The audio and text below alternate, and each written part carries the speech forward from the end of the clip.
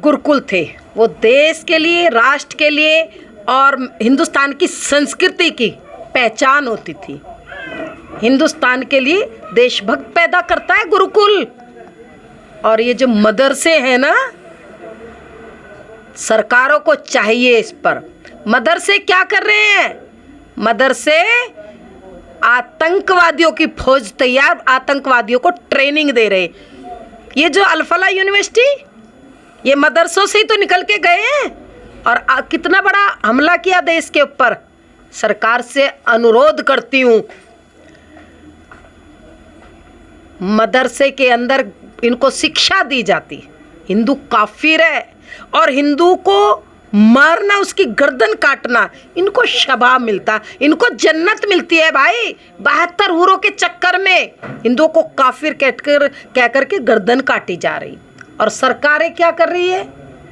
इनके पढ़ाने वाले मौलवी मदरसों में जो पढ़ाते हैं ना भाई, अरबों रुपया खर्च कर रही है, अरबों रुपया महीने का। और टैक्स कौन भरता है? हिंदू। टैक्स हिंदू भरेगा मेरे भाई। सुविधाएं 30-40 बच्चे वाले लेंगे। साध्वी प्राची को मीडिया वैसे विवादित कहेगी इस बात पर, लेकिन सच को सच कहूंगी, टैक्स हिंदू भरेगा। 30-40 बच्चे वाले सुविधा लेंगे। सरकारी हॉस्पिटल में चेक कर लो, सुविधाओं में मकान इनको दिए जा रहे हैं, आयुष्मान कार्ड इनको दिए जा रहे हैं। और वोट केवल हिंदू करेगा मोदी जी को जिताने के लिए, अमित शाह जी के लिए, अजीत डोभाल जी के लिए, भारतीय जनता पार्टी के लिए। तो सरकार को सोचना चाहिए। ये मदरसों के जो मौलवी है, इनकी तनख्वाह बंद करो, क्योंकि ये देश हित में नहीं है, ये राष्ट्र हित में नहीं है। जरा बताएं मुझे, मेरे देश जब से आजाद हुआ बहुत आक्रोशित हूं, तब से कोई अशफाकुल्ला खां किसी मदरसे से निकला है क्या? एक मदरसे का नाम पूरे हिंदुस्तान के अंदर चैलेंज करती हूं, निकलते हैं तो कौन निकलते हैं? सारे आतंकवादी यहीं से निकलते हैं। मुझसे पोल मत खुलवाओ इनकी। इसलिए सरकारों से अनुरोध कर रही हूं, जल्दी से जल्दी मदरसा बंद करो। देश का टैक्स हिंदू भरेगा, सुविधाएं इनको नहीं होनी चाहिए, हिंदुओं को दो। आप भी चाहते हैं चुनाव लड़ना कहीं से मौका? नहीं, मेरी कोई इच्छा नहीं है, मेरी कोई मानसिकता ऐसी नहीं है। हाँ, संगठन जो चाहेगा, संगठन की जो इच्छा होगी वो मैं करूँ। या राज्यसभा वाया? नहीं, वो सरकारों का काम, उनका काम है, मेरा कोई नहीं। धन्यवाद। मैं हिंदुत्व का काम कर रही हूँ, मैं देश का काम करूंगी अंतिम क्षण तक। जब तक मेरे प्राण निकले, मेरी इच्छा है कि मैं देश का काम करूं, अपने संगठन का, पार्टी का कार्य करती रहूं।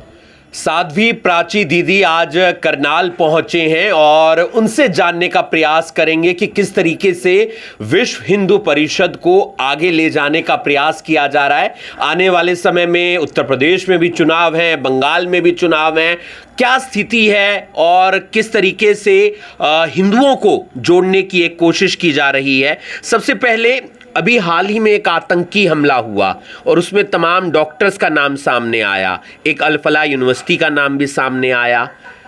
ये लगातार बढ़ता नहीं जा रहा है? देखिए, अभी जब से मोदी जी आए हैं तब से कुछ शांति थी देश में, लेकिन कुछ शरारती तत्व देश में शांति नहीं रहने देना चाहते। वो लोग अपनी राजनीति चमकाने के लिए, सत्ता हथियाने के लिए वो हर संभव प्रयास कर रहे हैं, लेकिन उनको हर बार मुंह की खानी पड़ रही है। बंगाल चुनाव हुआ, क्या हाय तौबा मचाई बंगाल में, लेकिन आई बीजेपी। बिहार के अंदर जो चुनाव हुआ, अभी SIR चल रहा है बंगाल के अंदर, इतनी हाय तौबा मचा रहे हैं। जो SIR से बाहर हो रहे हैं, उनके 40 जगह उनके वोट बन रहे हैं और 10-15 जगह फॉर्म भर रखे हैं। बीबी यहाँ रह रही है, सोहर पाकिस्तान में रह रहे हैं, बच्चे पैदा यहाँ कर रहे हैं, देश में समस्या पैदा यहाँ कर रहे हैं। इनको क्यों तकलीफ है भाई? किस लिए तकलीफ? जब मामला देश की सुरक्षा का हो तो विपक्ष को मोदी जी के साथ कंधे से कंधा मिला करके खड़े हो जाना चाहिए, क्योंकि राष्ट्र की सुरक्षा है। इस देश को हमें ऐसे नहीं मिल पाया, ये देश बहुत बलिदान देने पड़े हैं। हमारे पुरखों ने, भगत सिंह, सुभाष चंद्र बोस ने अपनी जवानी इस देश के चरणों में अर्पित की है, तब जाके हमें आज़ादी मिली है, तब जाके ये देश मिला है। अब ये इस देश को टुकड़ों टुकड़ों में विभाजित करना चाहते हैं। टुकड़े टुकड़े गैंग जो हिंदुस्तान में सक्रिय है ना, उसके साथ खड़े हो जाते हैं। मोदी जी का विरोध करते करते ये देश का, हिंदुस्तान का विरोध करने लगते हैं। मुझे उन लोगों से सख्त नफरत है जो हिंदुस्तान का विरोध करते। बंगाल में आने वाले समय में चुनाव है, तो किस तरीके से आप लोग बीजेपी के साथ मिलकर, क्योंकि वहाँ पर कुछ ऐसी बातें रहती हैं जिसका लगातार विरोध किया जाता है। देखिए, बंगाल के अंदर ममता दीदी कुर्सी छोड़ना नहीं चाहती, और उसने कहा भी मैं मरते दम तक कुर्सी नहीं छोड़ूंगी। लेकिन उसके यहाँ देर है, अंधेर नहीं है। ममता दीदी हिंदुओं पर अत्याचार कराओगे और संतों के साथ, हिंदू संत हो या हिंदू क्या नाम, ये गौ रक्षा करने वाले बच्चे हो, उनके साथ अत्याचार करोगे, बहन बेटियों के साथ। बंगाल के अंदर क्या बताऊं मैं आपको, ये ममता दीदी में अगर जरा सा भी स्वाभिमान है ना, महिलाओं की अगर आवाज़ सुनना चाहती है। मैंने तो अभी सुना, केंद्रीय मार्गदर्शक मंडल की मीटिंग में एक संत दहाड़े और उन्होंने चीख चीख करके कहा, एक जगह बंगाल में ऐसी है, हिंदुओं की बहन बेटियों को मुस्लिमों की बस्ती है, वहाँ जाना पड़ता है। आपके चैनल पे खुलेआम कह रही हूँ, ममता में अगर जरा सा भी इज्जत महसूस करती है बहन बेटी की, क्या इज्जत होती है। हिंदुओं की बहन बेटियों के साथ ऐसा हो रहा है, डूब मरने लायक बात है ये। बंगाल के अंदर ये हिंदुस्तान है भाई, कोई पाकिस्तान या बांग्लादेश थोड़ी है जो मेरी बहन बेटियों के साथ ऐसा होगा। इसीलिए कह रही हूँ, आपके चैनल पे भविष्यवाणी है मेरी, अब की बार बंगाल के अंदर मोदी सरकार यानी भारतीय जनता पार्टी की सरकार होगी। लव जिहाद का एक मुद्दा अक्सर रहता है और उसमें हमारे बच्चे भी इन्वॉल्व रहते हैं। वो इसलिए इन्वॉल्व हो जाते हैं कि या तो उन्हें झांसे में फंसा लिया जाता है या फिर वो आकर्षित हो जाते हैं। क्या वहाँ पर हम जैसे युवाओं को समझने की ज़रूरत नहीं है? बिल्कुल ठीक बात है। आपके चैनल पे एक बात मैं आपको बता दूं, हमारी जो हिंदू बेटियां हैं ना, वो बहुत भोली भाली होती है। वो फंस जाती है किस लिए? क्योंकि कच्ची उम्र होती है 10वीं 12वीं की। उनके लड़के कलावे बांध बांध करके, तिलक लगा लगा करके सड़कों पर खड़े होते हैं, 2.5-3 लाख की बुलेट लेकर के चमाचम स्टंट मारते हो। हमारी बच्ची भोली भाली होती है। ये माता पिता का उत्तरदायित्व बनता है, उनको समझाना चाहिए। अपनी बेटियों की रक्षा और सुरक्षा हम करें, बेटियों को संस्कारित करने का काम।